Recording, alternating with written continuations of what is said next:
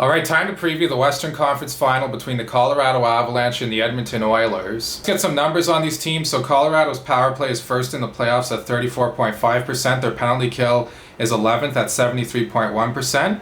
Edmonton's power play is 5th at 28.2%, and their penalty kill is 6th at 85.4%. I just want to talk about Edmonton's series with Calgary for a little bit. I picked the Calgary Flames to win that series in 5. It ended up being the other way around with the Edmonton Oilers winning in 5. What a series by McDavid and Draisaitl. And I've noticed that Mike Smith has Grant Fuhr's name on his mask, and that really went well with him in round 2 because, well, he let in a lot of goals.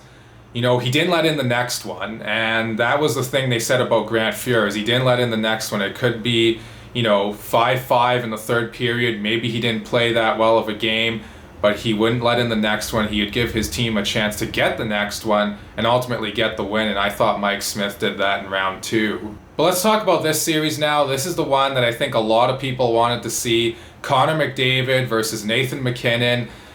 Two teams that have high-flying offense that like to race up and down the ice and score lots of goals, so it should be an exciting series. So I think Colorado has the better forwards, even though Edmonton has McDavid and Draisaitl. I just think the Avalanche are more deep.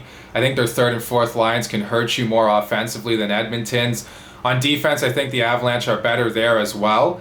I think they're more deep once again, even with the injury to Sam Girard. And in goal, I have to say that Colorado is better too. And even though Darcy Kuemper looked a bit shaky at times in round 2 versus St. Louis, I thought he was really good when he needed to be, like in Game 6, even though he wasn't tested that much. I think he should be the better goalie this series than Mike Smith, even though that's what I said last series about Markstrom, and Smith proved me wrong. So we'll see, maybe he'll do it again. I've said this a lot throughout these playoff previews, but special teams could be a big factor in this series once again.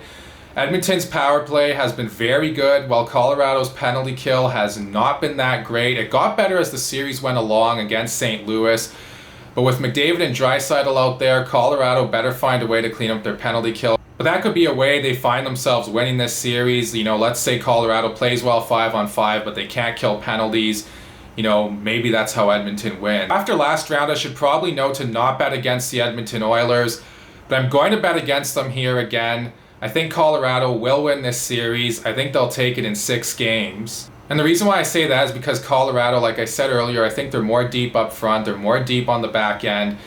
They're very fast too. They're a better skating team than Calgary, so I think they'll be able to keep up with McDavid and Draisaitl better. Not that any player is faster than McDavid or as fast in the league. I mean, maybe MacKinnon is the closest. But as far as team speed goes, I think they'll have a better time against Edmonton in that area anyways than Calgary did. And goaltending will be a big key in this series, and while Edmonton faced a very good goalie last round in Jacob Markstrom and made him look very average at best, I don't expect the same to happen here with Darcy Kuemper. You'd have to think Kemper's going to be really on his game, and Edmonton's not going to make him look average at best like they did with Jacob Markstrom. That's my series preview for the Colorado Avalanche versus the Edmonton Oilers. Please let me know what you all think in the comment section below.